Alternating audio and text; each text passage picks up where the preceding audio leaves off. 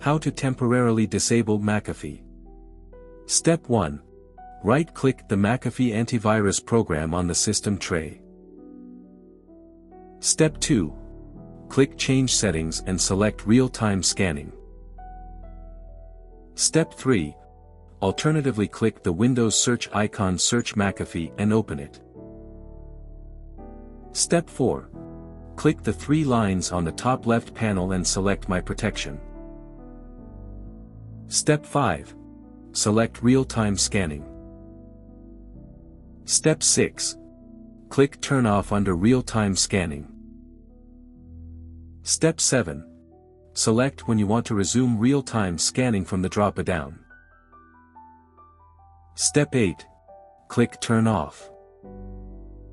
For more such help and information, visit us at www.antivirustales.com or call us at +1 857 557 6826 +44 161 791 4591.